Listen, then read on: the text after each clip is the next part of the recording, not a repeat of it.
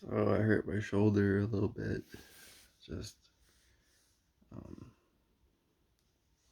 kind of landed on it funny. Was doing some snow skating with my friends and kind of like yeah, just landed on it funny. Um, had a good day yesterday though. Really gotta say it was a good day. It's a lot of fun. Hung out with Zach and we went to get Qdoba and then later on we met up with Brandon and we snow skated and then after that we went in Zach's hot tub outside at his house and he gave us a couple beers and it was a good time and we also played some video games on his brother's girlfriend's Nintendo Switch. We played Cuphead. Cuphead is pretty fun. It's a lot of hard. It's a really hard game, but it's a lot of fun. It's like one of those bullet hell type games. But yeah, basically just had fun yesterday. Um, Zach's dad came home from the gym as we were in the hot tub, and I was trying to explain like there's a thing I saw about rock climbing that you should be able to do one pull up for every level of rock climbing you attempt. Like all the levels are like V1, V2, whatever. So if you want to be able to do a V5, you need to be able to do like 5 pull-ups, and that's what I said. I was like, I can do about 5 pull-ups, so I can do a V5. And then Zach's dad comes in the backyard, like coming home from his 3 hour workout, and says, "You can only do 5 pull-ups." And I was like, "Yeah." So yeah, I got mogged by Zach's dad pretty hard. Apparently, he can probably crush way more pull-ups than I can. But yeah, yesterday was pretty cool. Um, what else to say? Oh, I kind of like stepped on a piece of glass in Zach's basement and cut my foot, like a tiny shard. It was random, but he grabbed me some tweezers to help pull it out right away, so that was nice of him. But yeah, that hurt a little bit. It didn't hurt bad, but kind of stung. And then, well, today I don't really know what to do because I kind of just woke up. I have a free day. Whenever I have a free day, I kind of like don't actually have any plan of what to do with it. And usually, like on the productive uh, version of that free day, I will go to the gym or go to like the grocery store or something. But I don't have a car right now, so I was like woke up and I was like, looking online, trying to like assess my issue and figure out what I needed to do because my car was kind of puffing white smoke. And it's looking like it could be worse than I thought. I thought it was just like maybe the radiator was clogged, but if the white smoke was puffing out of the engine, it could mean that there's a head gasket leak and that the coolant is um, getting burned in the gasket. And if that's the case, then I don't know. That sounds really bad. But I was thinking I'd take my car to the garage, like Midas, and see if I can get them to do a coolant flush. And I don't know how much it'll be. It'll probably come to like over $100. And I feel like I need to go to like not do it myself and go to like one of these places because A, it's winter and everything's frozen, so I don't want to work on like frozen hoses right now. And B, they might be able to do a better job than I can. Like they have a flush machine and they probably use the same stuff you can buy in the store, but they might be able to like be more professional about it and actually make sure that they get everything done because they have the flush machine. Like you can do it by yourself by pouring it in. It takes longer, but I think it has the same effect. But I would rather just, I guess, because it's winter, take it in. Um, yeah, I don't know. Yeah, hopefully my car's not totally screwed. But yeah, their appointments don't seem to be. They're not open on Sundays. It's today, but I think they don't have any open appointments till Wednesday. But I'm gonna have to call because they don't want to book an online thing. But yeah, so I'll see how that goes.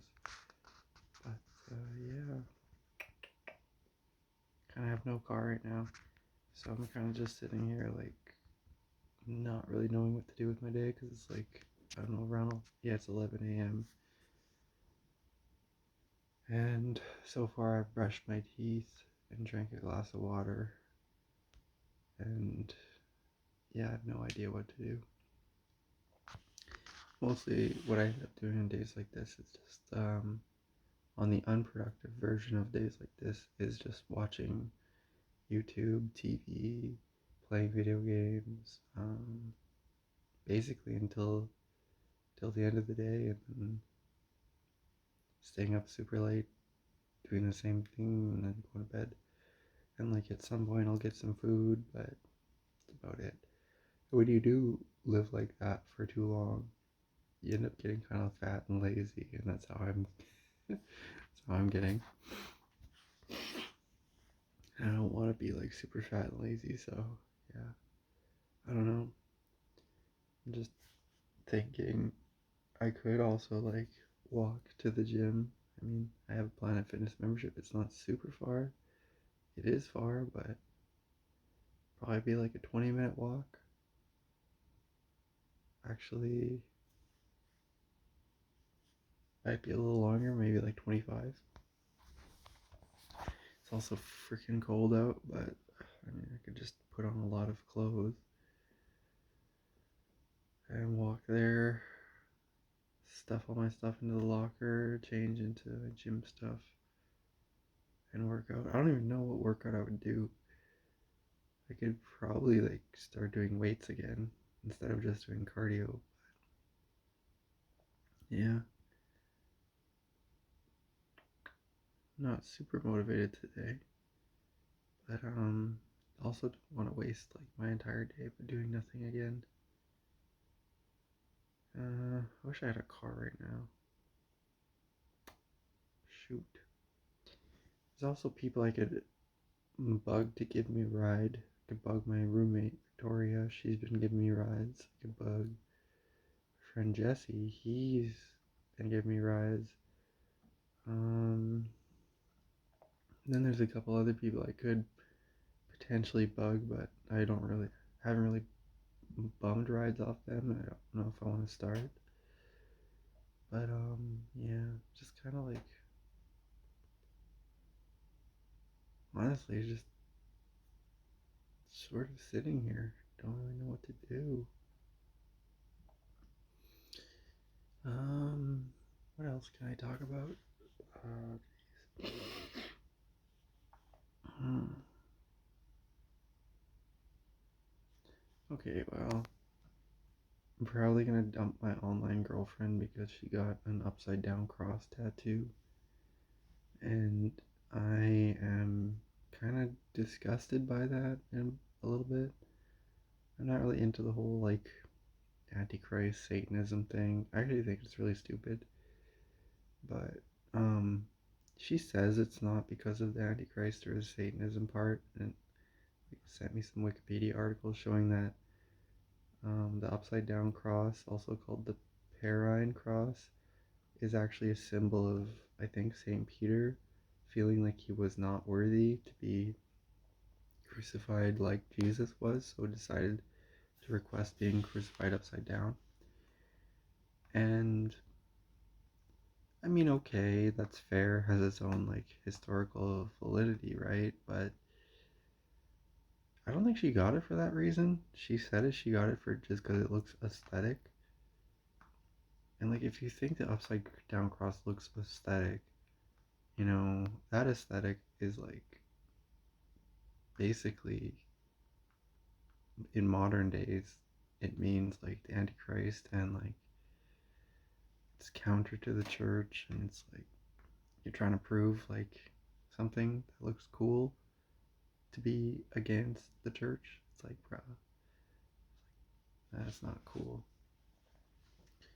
So basically, yeah, I think I'm gonna dump her over that because I don't know, it's really gross, but also because we haven't been talking much. I've only just like an online relationship. Like we don't talk. We if we don't talk, there's no point. So yeah. Also, like I don't know, she's just been acting weird. I can kind of see why though, because her friend, her like friend who I guess is in Spain or whatever that she grew up with, like killed himself, and it's like really sad. But um, I don't know. We just like haven't been talking, and she's been like, I don't know, just kind of weird. But um, and yeah, I guess like weird in that when we have been talking, it's like kind of like she talks about the drama that's like going on because like her ex boyfriend is there, and I'm like, what the heck? I don't know. It just seems like a lot of drama too. So, and then also, I don't know, just all of it seems like drama. And so, yeah, like she said, like hang out with like a bunch of guys and they're like trying to hit on her one friend and probably on her too. But um, yeah, I don't know.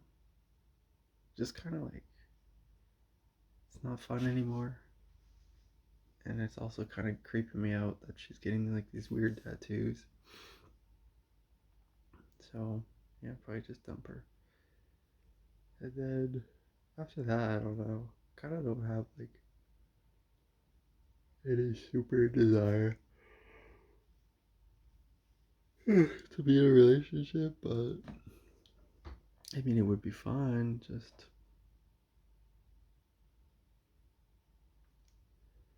whenever I get in relationships, I don't know, they always seem to like fall apart, so or like disintegrate really fast. I think part of it is because, like I said, I have like anxiety about like being myself or whatever, or like not sure what like a steady identity I have is. So like I'll pretend initially to be something else, even though I'm like thinking it's like me, which is strange. I'm not even like trying to actively pretend, but like I'm so anxious that I like try and like put on a persona or whatever. And also, I think a lot of times girls do that too, or maybe they're just responding to how I am. But it always kind of like gets weird where it's like kind of like get sick of each other. But then again, like I have like the sort of like mood disorder where my mood is like irregular. So like sometimes I might just be feeling good when I start up a relationship, and then when I switch like to feeling bad, I don't know if I have bipolar, but that's what it sounds like. But and it's kind of like what it feels like sometimes, but I don't think it's bipolar. But when I move over to being like feeling sadder, then my relationship, it's like I have to like pretend to be happy again, happy, and then like I don't know, it just seems to put a lot of stress on things. And it's not always just me, but it probably a big part of it is me. But I've also had like I also seem to attract people that don't have like a stable mental state or whatever. So it's like my ex girlfriend Julia, she was kind of like a little bit like borderline personality disorder or whatever. And she was like straight up scary with how she would act sometimes, like the inconsistencies. Because she would like cut herself while talking to me on the phone. Remember she did that once, and like actually that whole relationship was kind of terrible. I remember feeling really emotionally like I don't know, somehow like abused or like afraid. Like I think I remember like sitting in the on the bathroom floor in a ball, like either crying or like trying not to cry one time because of how she was treating me. And then I remember she would like I think lock herself in the bathroom and like cry while I was there. And like when I tried to break up with her, she would just like start crying and like say I couldn't or something. I don't know. It's almost like kind of like I repressed some of this stuff, but because it seems weird when I say it, but I think like I'm almost positive it happened. I am positive it happened. But yeah, it was weird. It was really weird.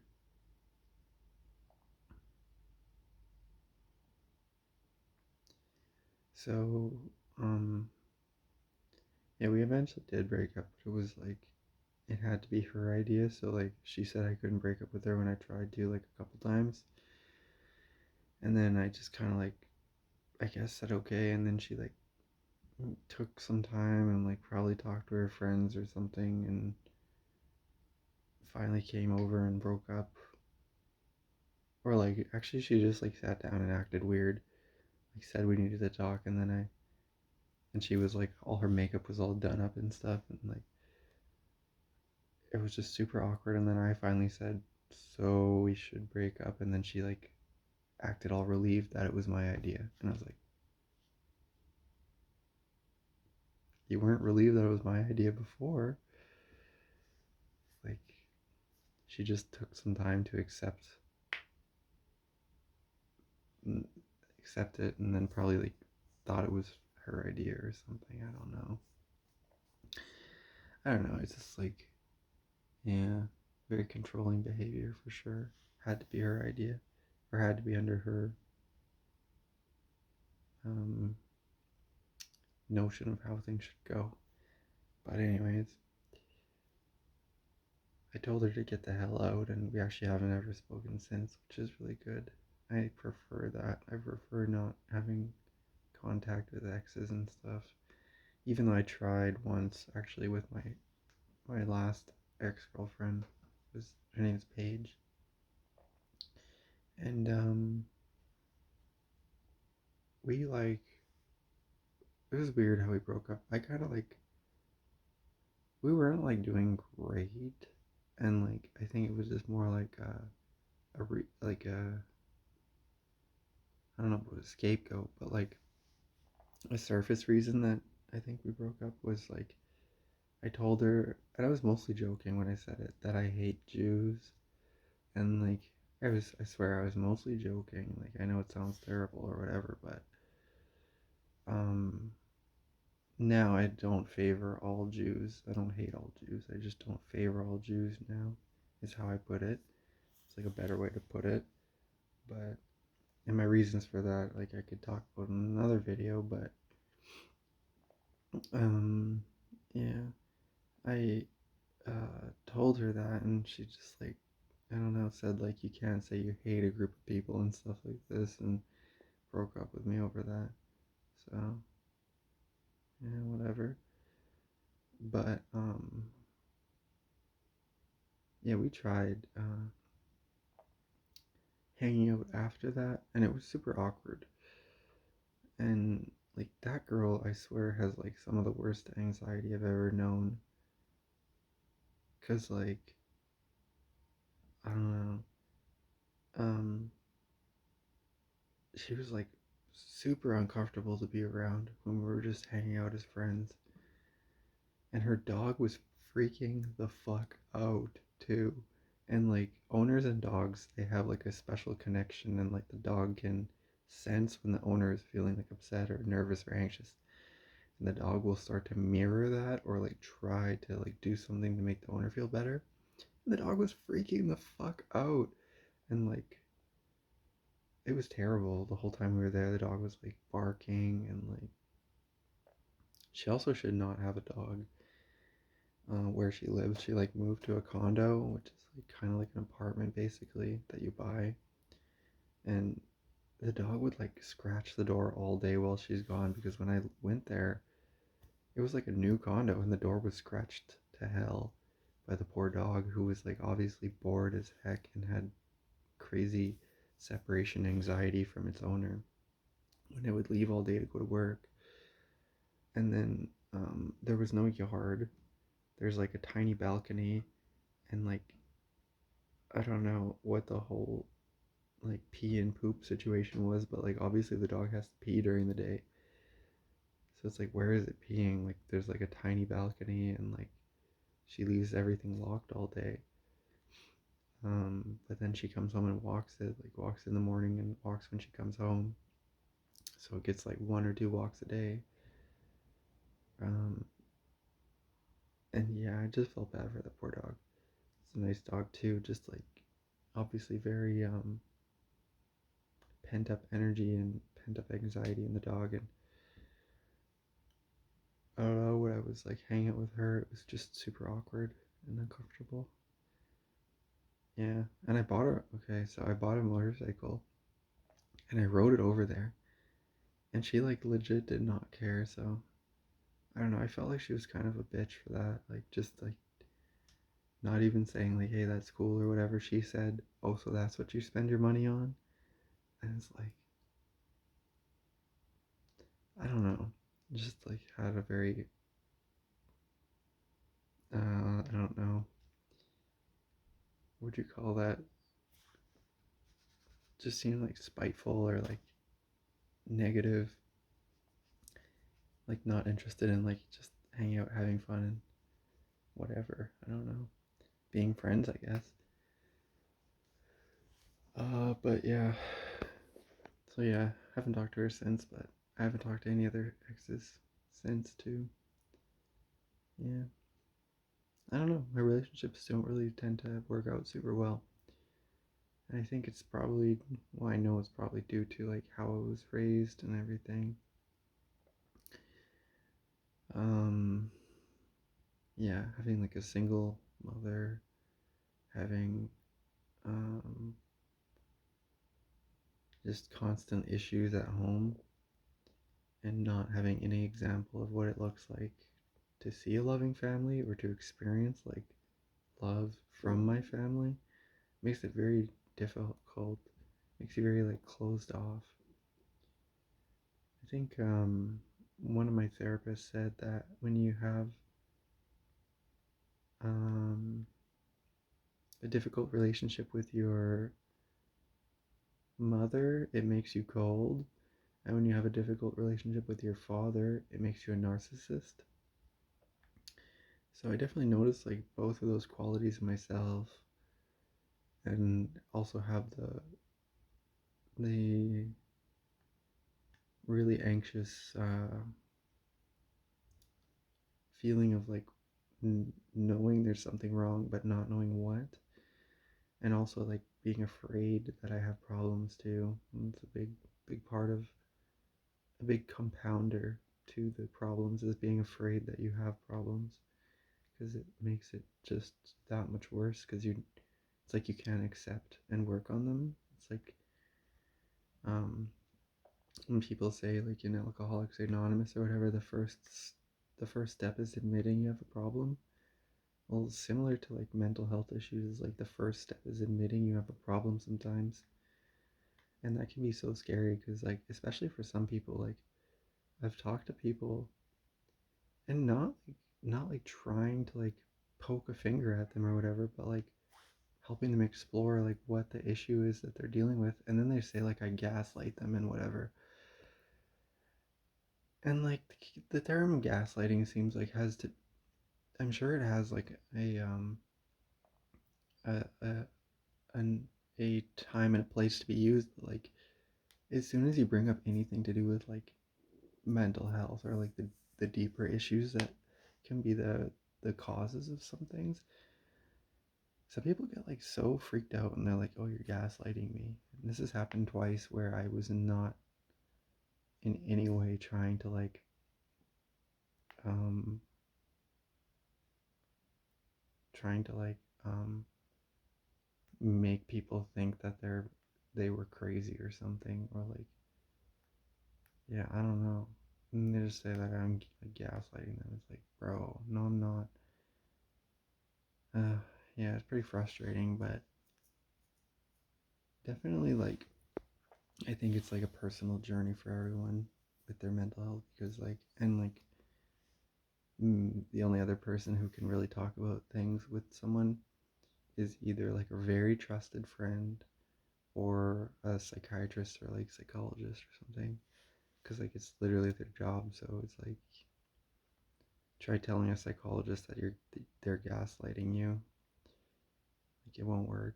And I have like a psych degree. Like I'm almost finished my psych degree in my last term. I've been at school for 5 years. I know like a bit of what I'm talking about. I'm not an expert yet, but like approaching. I'm working on my expertise, you know. And I'm also like very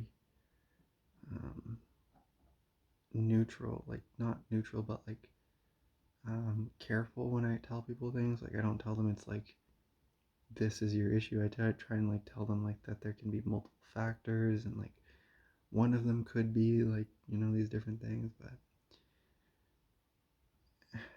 and in all fairness, I honestly don't even I honestly should be harsher because like it seems like the gaslighting thing is such a fucking cop out. But anyways, that just really pissed me off when that happened. But yeah. Anyways, I guess what I was talking about before is that yeah. So the reason my relationships aren't the best is probably because of how my relationships were that I was exposed to growing up. Because that's how I kind of learned. So yeah, when you learn something, you know, it's difficult to unlearn it, especially if it's like an emotional connection. And like I talked about before, doing EMDR is kind of one of the ways to relearn emotional patterns and or like to reconstruct emotional networks in the brain, which is good because it makes it a lot easier um, to, you know, release some of the built up stress and frustration and all the emotions that were kind of like, I want to say, blocking the mind from relaxing and from, I guess, experiencing how it's feeling or how the body's feeling, how you are feeling. So EMDR is really good for that. But yeah, I don't know. I'm hoping to have better relationships. I am ready for like a longer term relationship or even for like I'm like getting married and having children. You know, I'm 26. I'll be 27 soon. So it's definitely around the time that it would be nice to start forming a longer term bond with a woman and having a family. But like I said, I do have trouble with that, and I think like a lot of people in society do have trouble with that, like finding someone that they can spend, you know, a lot of their time with, or the rest of their life with, or even.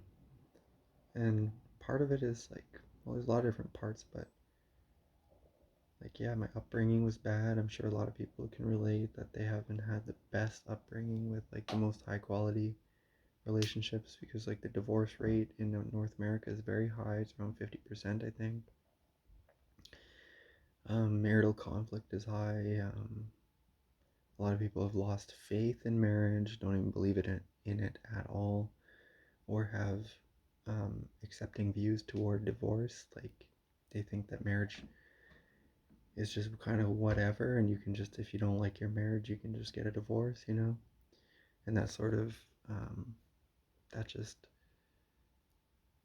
that accepting quality or that accepting outlook on divorce is not really a good thing because it's sort of it's sort of like a viewpoint that gets passed to the children, and the children just tend to have more un, unstable relationships because they think like doesn't really matter, they don't really matter. um yeah, in society, the way that all relationships are portrayed in the media, and the media is all about relationships. Like almost everything you see in the media is talking about relationships in one way or another because they know that that's how you sell things. Is talking about the very basic emotional connections that humans have to one another. Is how you elicit feelings of happiness or desire in people because people desire these things. It's just the normal way people think about how to be happy is in relationship is in relation to another person. So it's like whenever you see someone enjoying a product, usually it's they're enjoying it around somebody else or it's other people are involved in some way. So it does kind of give people the false perception that buying a product equals being happy. And another thing is um, for TV and music and movies, a lot of them are centered around dysfunctional relationships, like songs. There are very few songs that are centered on a functional relationship. Most of them are about heartbreak, most of them are about um, getting what you want with no healthy like regard to how other people feel. Um, a lot of them are about like not needing anyone, you know, and just expecting people to sort of do what you want because you don't need them. And it's not true. It's like we do need each other, you know, and having this sort of like childish view of giving people the cold shoulder is not great. So, you know, men and women, we all pick up on this stuff sort of implicitly, if not consciously. And it sort of shapes the way we view the world and shapes the way we have relationships to one another. And we don't really, and because we're so able to be isolated in our own bubbles, it can kind of go on forever. And it can kind of like get really to a, a warped and disfigured point. And then so finally going out and trying to like date somebody, all these strange things that we've picked up like in our worldviews, you know, they just they it's tough to like make them all work because people just tend to like break up rather than um, work out a happy medium or a balance or work together to um, grow together, which is sort of my experience, you know.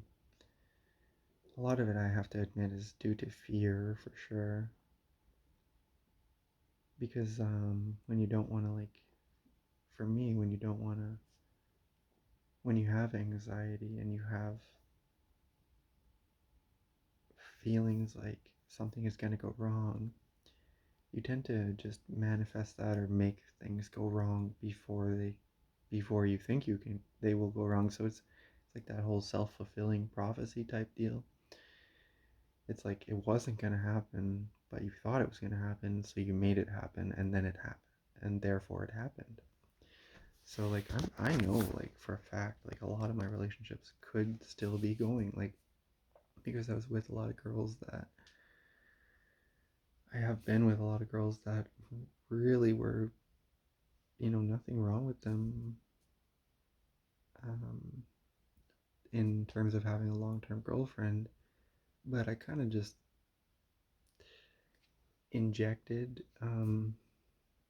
difficulty into the relationship almost in hopes that it would end because I got bored or because like I thought I was bored, but I was really experiencing all these other things too, and like maybe it was a combination of being bored and I don't know, just a whole lot of different factors, like I said, can go into an outcome. So yeah, I don't know. Um, I guess that's all I really have to say about relationships. I kind of just wanted to talk about it for no reason at all. But now, what am I gonna do today? Not really sure. Not sure at all. Could listen to music on my new headphones. My nice new headphones came in, the Sony 1000, Sony WF 1000 MX4s.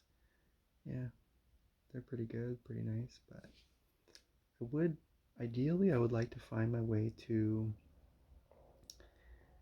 the grocery store and the gym today.